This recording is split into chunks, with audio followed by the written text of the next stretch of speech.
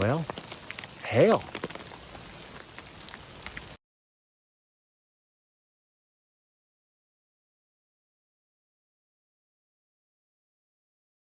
Well, time for another one of our playlist series, One Night Stands, and I brought a chaperone this time to keep me in line. That's right, nothing can happen. Nothing can happen.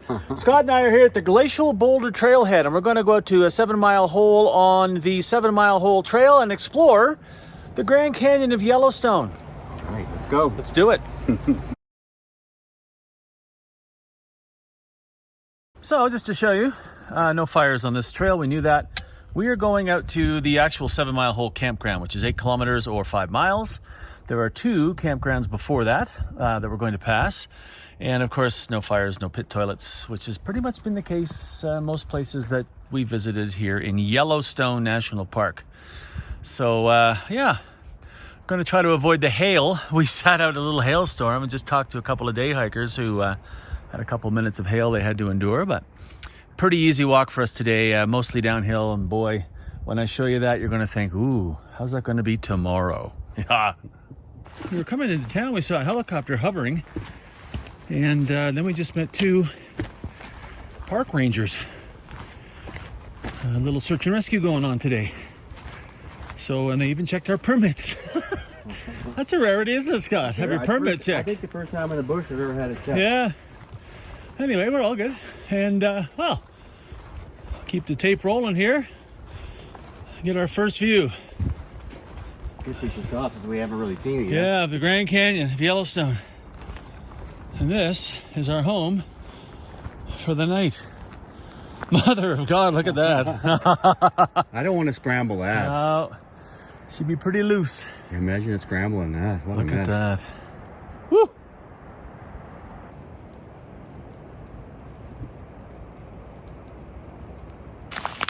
Hail, hail, the gang's all here. Wow. That's hailing. Well, first time I think for me this kind of hail. Wow. Look at that. Anything can happen in the mountains.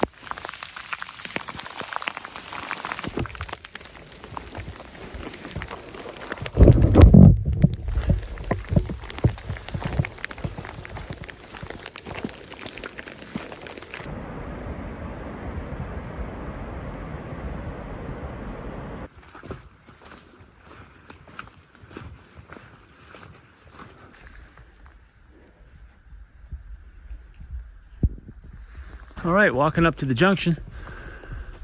Now, 7-mile hole comes off of Glacial Boulder Trail.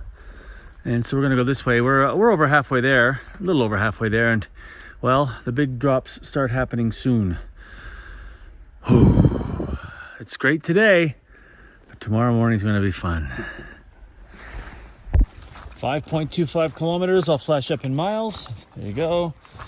We are starting to drop. So we know tomorrow, just under 3 kilometers, basically straight uphill.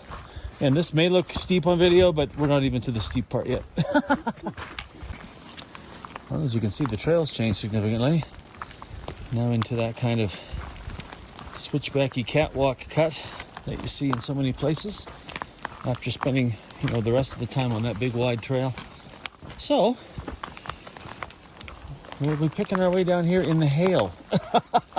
Literally.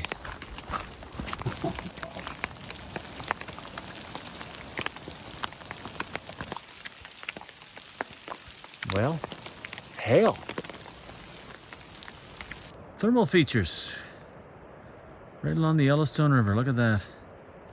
I'll zoom back out and give you a little perspective here. There's where we are, so. Oh, very cool. And then this is actually from where we're standing, so. Nice.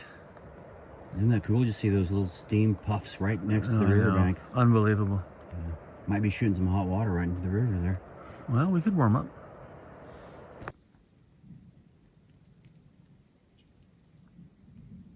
A few thermals in the area like I just showed you. Gaia shows a few. This is another one. There's just a tiny bit of steam coming up from there. Not too much. If you didn't know what you were looking for, maybe you'd miss it, but there is a little steam coming up Right there. So we're about 1.5 kilometers from our camp. That said, there are 2 more that we will pass first. Neat little area here.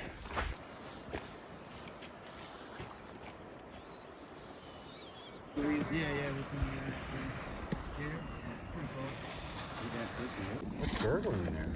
Just on the side of the trail. Maybe it'll explode and shoot up while we're here. It'll boil me if it explodes right now because I'm videoing it. But look at that, right on the side of the trail.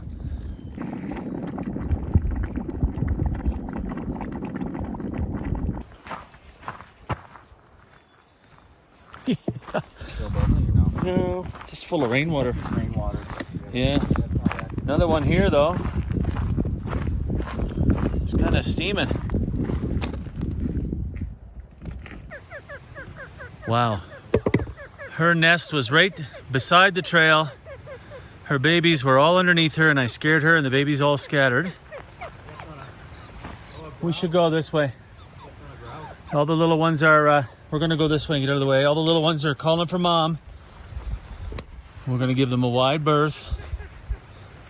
Oh geez, that's the first time that's ever happened to me. Jump up on you? No. I just was afraid I was gonna hurt the babies. Sometimes they jump up in the air and She did jump up, but oh boy. Sorry, sweetie. Is that mom? Yeah, it's mom. All right. Wow. That was, shoot. Well, I didn't step on anybody. That's good. Usually in our park. Coming into 4C2, there's some people here. I won't show them on video. Maybe they're day hiking. Hard to say. Just ran into some park staff who are out spraying weeds. Bull thistle, I think is what they said. This campsite's right on the trail. That's nice. We have to go a little further and cross the Sulphur Creek.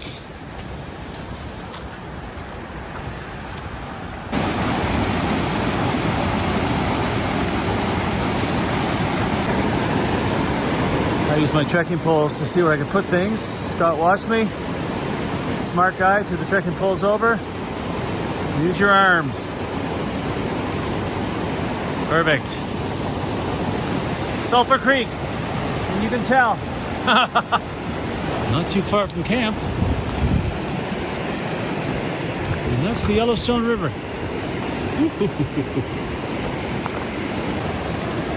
Just walk along the river. Look for that marker. Ooh, we'll climb up there. 4C3. Here we are. We're gonna look around and I'll show you around when we're set up. Well, what a one night stand this is. And even a little steamy. Scott had his hands, what did you do? You put your hands in a thermal area and then dug down in the sand? Just push below the surface of the sand. It's too hot to touch. Too hot to touch. Oh my gosh. Hey, that's my new trail name. Too hot to touch. Oh dear me. Anyway, look at this piece of paradise. There are thermals actually along here, and I made the mistake of grabbing my water from here. It's cold and it's flowing and it's clear. But man, you didn't have a flavor. So I actually just went out further and dipped into the fast flow, and I don't get that mixture of thermal regurgitation and river water. So hopefully the 2 cups of electrolytes I have with it are not going to make me sick. I really don't know anything about it. So camp is up here on this knoll, this little rise, and I'm going to show you that just before bed, a little reverse. And yeah, so I only mention that because we saw some search and rescue people today, and a lady had to be extracted due to a lot of vomiting. And the husband we met on the trail thought maybe it was food poisoning, and of course she became dehydrated and would not have been able to make this 3-kilometer or almost 2-mile straight uphill we're going to have to do in the morning. So I'm really hoping she wasn't drinking thermal water, because that could put a damper on tonight. Anyway, Scott's over here making some popcorn in his jet boil. And we're going to sit down here and have supper far away from the tents and look at the amazing Yellowstone River. 8 kilometers or 5 miles from your car. So we're watching this bird at dinner. I wasn't going to do a video, but this bird lands like a hummingbird and then dives underwater. It's swimming in the water now. It's swimming and then it's looked underwater. If you can see this on video, now it's up on the rock. Then it just goes underwater, and sometimes it'll just put its head under, then sometimes it goes completely underwater. Well, of course, I do the video because behind that rock, but oh dear. So Scott just showed me a place where he overturned a small rock earlier, exploring. And if you come down here, Scott, you demonstrate. I just did this, but because Scott showed me. But Pick the rock up here. Yeah. Because it's warm here. You can just you can feel it. The rocks are warm. Yeah. And this water here, oh, it's bath water. It's bath water. Yeah. Now put your hand in there. It's like almost cooking water. You could like boil an egg over time in there, probably. Yeah. Very warm right here, and you can put it on the sand. This is very warm right here. Wow. And if you dig down a little bit, it's almost unbearable. That's hot. That's hot right there. Wow. Yeah. Well, that was an interesting night. We had a wonderful time down by the river. Scott is set up over here. The bear pole is up there, and when you toss your bear line, it seems like it's going to go over a cliff. It's right on the edge of a cliff. I'm over here. Hello, Scott. And we're looking at this. Yeah. That's our back door. That's amazing. Just amazing. That'll be my view tonight, and I tuck in my tent, and that'll be the sounds that put us to sleep. So, we're going to say the sleepy time because tomorrow we know 3K straight uphill. That'd be great. It'd be fun.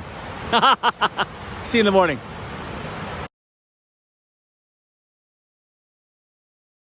Good morning. We made it to our second day on this one-nighter.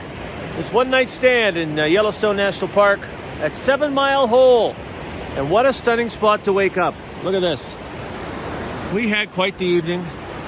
Down there playing with the thermal features. A little coffee this morning, getting all set up for that 3-kilometer climb. Oh man. I just joked with Scott. I said, I might head out a little early if you're not ready, just to get ahead of you, because I know you'll catch me. And we were talking about rock wall. Would you have to wait 15 minutes at the top of one of the passes for me? I don't know. Sometimes I'm pokey going uphill. You can kind of see over here. Well, maybe. There is a marker. We're going to skirt the river and head up into the woods that way. So I want to show you something about my Z-Packs tent. First of all, I picked the worst spot for a tent in this kind of environment. I'm in the wide open. I'm really not under that tree in any way, shape, or form. And I picked up all the condensation and fog that came in overnight. Scott in the better spot with some tree cover, which really helps with condensation and frost and things like that. See this thing on the outside of this Z-Pack, the duplex tent? That pulls, and that can give you a little more headroom, which is a great thing. But on the inside, they have one as well. Let me just unzip this and show you. Pardon me if it gets a little jiggly. Now, let's look in here. See this right there? There's a tab. And there's one at the other end as well. I honestly have to look up what those are for. I'm sure someone will comment. But that little tab now, see how it's kind of bent and hanging down? Well, this tent is designed to shed condensation down and out through the bug netting and vent at the ends. And it does. And it also catches that tab. And when enough water gets on that tab, well, you get a drip on your forehead if you're in the middle of the tent. So that's always fun. Anyway, coffee breakfast. Gonna sit here and enjoy this amazing view and delay the inevitable. Huffing and puffing. And we're off. First major event back over Sulphur Creek.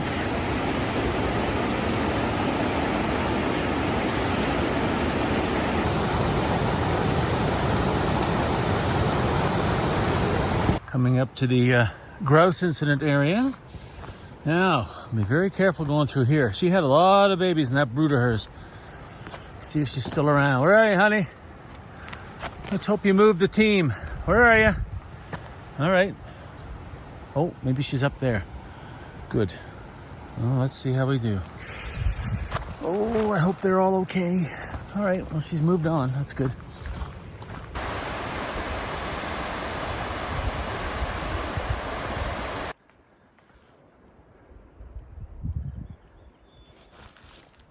.2K in, about to hit the steepest section, 800 or 900 meters. Pretty steep. So get to the top there and take maybe a little break, hydrate a bit, have a little snack. Then it's not too bad to the car. Landmark from yesterday. Good place to take a break. Steepest part of the trail. Right at the end. Oof. Even with a light pack, it's steep, but that is gorgeous. And a little breeze. Oof, nice. Did a lot better on that climb this morning than I thought. I was ahead of Scott. He stopped to take some pictures and stuff, and he's very steady on the uphills, slow and steady. And I figured out why I'm a little different. When I was hiking with the girls, we'd play a game. We'd be hiking up a steep hill, and everybody'd be tired, and I'd say, all right, girls, go all the way up to that next tree, and then we'll stop, take a breath, then we'll pick another place. So I actually still do that. If I'm going up a steep incline, I'll be like, all right, I'm going to go up to that part, and I'm going to take, 10-second rest, and then I'm going to keep going. But Scott doesn't stop. So anyway, that said, I tend to be a little quicker on the downhills for some reason. I don't know why. So we end up slinking together and catching up to one another. So he just passed me.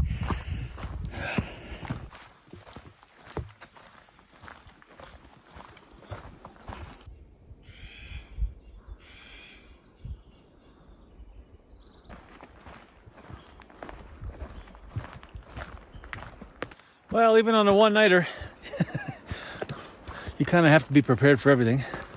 It's now cold and raining. Well, spitting, I should say. Yesterday we had hail. This morning, when we left camp and started the big climb, there wasn't a cloud in the sky, and it was hot. No wind. Now there's a cold wind. Oh, I just got hit with rain, and it's raining and spitting. So it doesn't matter the length of the trip. You have to be ready for anything. Showed you this on the way in, but it shows that we are only 1.5 miles now and 2.4K from Glacier Boulder, and that's Trailhead. So, yeah, I'm going to sit here for a second. Scott he had stopped to put some DEET on. Well, I won't say everything's wet, but a good chance to tell you really what the playlist is named One Night Stands, and yes, haha, that's funny. Make your own joke, please. This is a family channel. But I know it's funny I say that because, let me just set this down here. There we are. It's funny I say that because every time I say something that could be interpreted in a different way, I'm like, oh, I'll leave that to you. Listen, though, I've talked a lot about how these are great hikes if you're new to the sport and if you're new to sleeping in the backcountry and things like that, you'll have company and such. But that's not the case in every park. And this is one of those examples in the U.S., for example. Here in Yellowstone, if you book a campsite, it's yours. Just yours and your parties. Now, you can have up to 8 people, 10 people, and some of them even more, but it's just your group.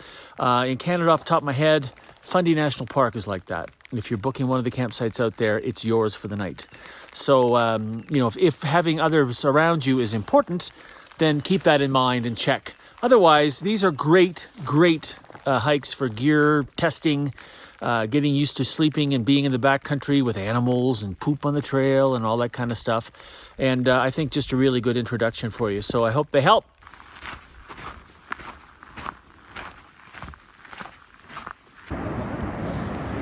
Yeah, I got this shot yesterday, but look at over here. Let me just lift this up a little higher. Let's look over the cliff. Look it down. Oh! Well, coming to the end of another one-nighter on the One Night Stand playlist. And first time with a chaperone. Scott, what did you think? You were pretty well behaved overall. Don't say that. Honestly, though, how'd you enjoy the canyon? Spectacular place to camp. Yeah. A lot of work, though, isn't it? It's worth it, but fascinating to be among the warm sands on the cold Yellowstone. Yeah, that's amazing. Just amazing. So, again, these are ones you can do in one night. Test some gear. Take somebody new out into the woods. Have them sleep out for the first time. Unlike some of the parks that I mentioned before. This one, you get the whole place to yourself. So keep that in mind if you're still getting used to being out in the woods, sleeping alone. But spectacular. We'll add this to the One Night Stand playlist. And if you have any questions, comments, or quips, put them in the comment section below. But it's a family channel. Till next time, thanks for watching.